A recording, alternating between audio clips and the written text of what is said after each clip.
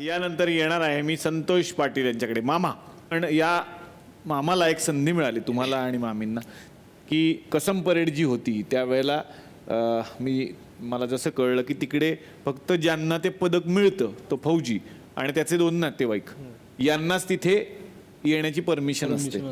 आणि तुमचं भाग्य की तुम्हाला अजिंक्यच्या निमित्तानं तिथं जाता आलं. काय होत्या भावना? आणि कधी कसम परेडची ती रिहर्सल सुरू झाली आणि आम्ही त्यात इन्व्हॉल्व्ह झालोय आम्हाला कळलंच नाही. ती शिस्त बघून बाकी काही नाही तर मी फक्त डोळे झाकायचो आणि त्या सगळ्यांच्या बुटांचे जे आवाज होते ना ते ऐकायचो. ते एक साथ जे बुटांचे आवाज यायचे ना ते मला आज तागायत कुठलंही संगीत तसं इतकं भावलं.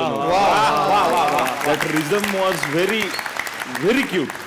मेडल त्या सरांनी लावलं माझ्या छातीला ते गौरव पदक. आणि त्यांनी जे स्पीच सांगितलं मला की काय आम्ही सांगतो पालकांना त्याच्याबद्दल की आपकी संतान देश के प्रति समर्पित.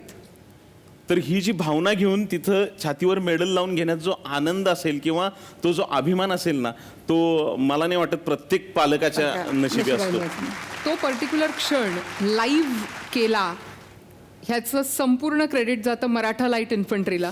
एकदा त्यांच्यासाठी जोरदार टाळ्या म्हणतो.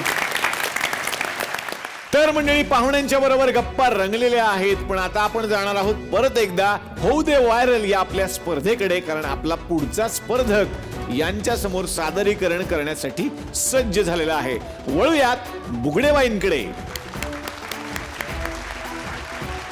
तर मंडळी, आपल्या समोर आता पुढचे जे स्पर्धक येणार आहेत ते स्वतः दूरचित्रवाणीचे अभ्यासक आहेत. वा वा.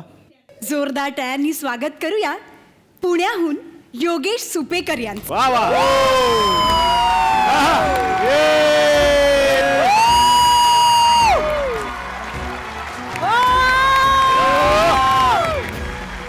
आजकाल आहे ना टेलिव्हिजनवरती जाहिराती आणि मालिका हे त्यांचं वेगळं विशेष कौतुक असतं. आणि त्यातल्या त्या चांगल्या चांगल्या जाहिराती या महिलांसाठी असतात. कुठलीही जाहिरात घ्या, ती एक क्रीमची जाहिरात आहे बघा, आपण बरेच वर्ष बघतो. 14 दिनों में निखार लाए. ही क्रीम मी 14 वर्ष वापरतो. साबणाचा रंग गेला, मला घरातले कंदील लावून पाहतो. अजून एक छान जाहिरात आहे, हळद आणि चंदनाचे गुण. मम्मी, मला एक कळत नाही, हळद आणि चंदनाच्या गुणांचा साबण मम्मी करता, मग पप्पा काय वॉशिंग पावडरने? त्या टूथपेस्टची जाहिरात खूप छान असते. आमच्या टूथपेस्टमध्ये लवंग, पुदिना, दालचिनी, तुळस, हिंग, ज्वारी, मोहरी, मीठ सगळं काही आहे. आणि तू ती टूथपेस्ट लावल्याच्या नंतर का नाही, साधा भात जरी मी खाल्ला तरी मला बिर्याणी खाल्ल्याचा फील. भारी टूथपेस्टच्या जाहिराती एक इतक्या मस्त असतात ना. आणि ती रेल्वे स्टेशनवरती ना काय जाहिरात असते, हिरो दमलेला असतो, सगळेजण वैतागलेले असते आणि मग अचानक तो हिरो अशी क्रीम घेतो, लावतो पेस्ट, अचानक जोश, ताजगी काय डब्यावर वगैरे सगळे नाचायला रेल्वेच्या. हाच प्रयोग आमच्या गावातल्या पोरांनी केला. 15 जण गेले सकाळीच 6 वाजता, पेस्ट लावली, स्टेशनवर नाचायला लागले, डाब्यावर चढले, पोलीस आले, 10 जणांना आतमध्ये टाकलं, उरलेले 5 जण तारेला चिटकले. एवढ्या चांगले असतात जाहिरातीचे, म्हणजे कामालाच आहे. त्यातल्या ज्योतिषच्या जाहिराती अशा असतात ना, म्हणजे जुने के काळचे असे बॉलिवूडचे स्टार असतात तिथे आणि आपल्याला सांगतात, ये जो तावीज मैंने पहना है ये कोई मामूली तावीज, इससे आपकी तरक्की हो सकती है, आप जरूर लीजिए, पहनिए इसे. मला प्रश्न पडतो, तुमच्या हातातले सिनेमे निघून गेले, तुमची तरक्की नाही, आमची कुठून तरक्की होणार?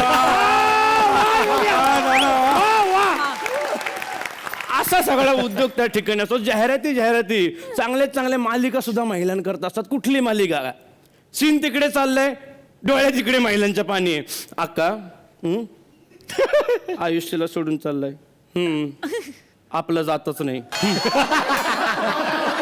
एवढा अवघड कार्यक्रम. झीच्या ज्या मालिका असतात फार विशेष. सुरुवातीला कसं असतं, जुळून येते रेशीम गाठी, मग लागीर झालं जी, मग तुझ्याच जीव रंगला, आणि मग येते माझ्या नवऱ्याची बायको. माझ्या नवऱ्याची बायको सिरियल सुरू झाली की माझी बायको माझ्याकडे असं बघते, मी तिला म्हणतो आपली शाखा कुठेही नाही. तूच माझी होम मिनिस्टर आहे, उग संसाराला ग्रहण नको. तुम्हाला सांगतो मालिकांचं फार अवघड असतं, त्यातल्या त्यात न्यूज अँकर खतरनाक. तो एक शो, रात्रीचा शो असतो, डारावला तो अँकर असतो, क्राईम शो. तो घरात लागला की आम्ही असे बसतो आणि तो डायरेक्ट येतो, ये देखिए प्यासा दरिंदा, इसने मामूली लड़की पर, एक मासूम लड़की पे अत्याचार किया है, ये देखो दरिंदा. मी असंच माझ्या घरचे माझ्याकडे बघतो, ये देखिए इसने पाकिट मारा है, गौर से देखो इसे.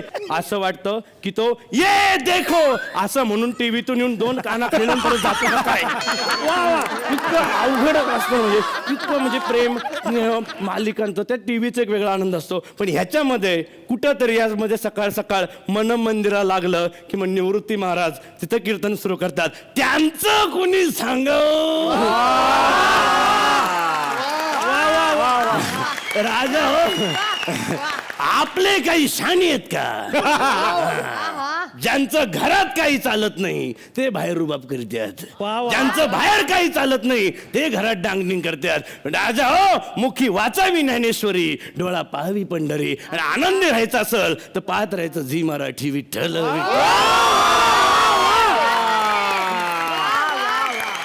कारण भारतातल्या कॉमेडीच्या महासागरातील हे सर्वजण एक कदम पुढे असून कधी भाऊ न खाणारे, विनोदाचे नवीन नवीन अंकुर निर्माण करून त्याचं श्रेय न घेणाऱ्या अशा या कुशल विनोदवीरांच्या पाठीशी 6 बळे आहेत.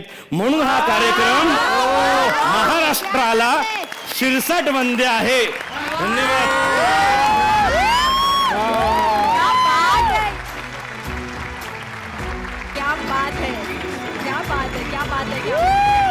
खूप कमाल. डॉक्टर पासून सुरुवात करूया. फारच भारी. आणि योगेशचं चेहऱ्यातच फार मजा आहे. बघितलं हसू येतच. म्हणजे जोक नंतर बघितलं एक लाफ्टर मिळवण्यासारखा एक चेहरा आहे. पण एका वेळी असं झालं की आम्हाला उठावंच लागलं, उभं राहावंच लागलं तुझ्यासाठी. म्हणजे ती खरी विनोदवीराची ताकद असते की थांबा, शेवटचा बॉम्ब आहे माझ्याकडे. हो, थँक्यू. अर्थात तो जरी आमचं कौतुक असलं तरी ती कलाकुसर फारच भारी होती. त्यासाठी एकदा जोरदार टाळ्या. Thank you very much. आतापर्यंतच्या स्ट्रगलची गंगा या महासागराला येऊन मिळाली, त्यामुळे मी धन्य आहे. क्या बात आहे योगेश. आणि आता आपण बघणार आहोत तुझ्या कष्टाचं फळ तुला काय मिळालंय. वा, अर्थात हापूस. जोरदार टाळ्या. थँक्यू. आणि हापूस. खूप खूप अभिनंदन तुझे योगेश. Thank you. आपण पुन्हा भेटूया. Thank you very much. थँक्यू.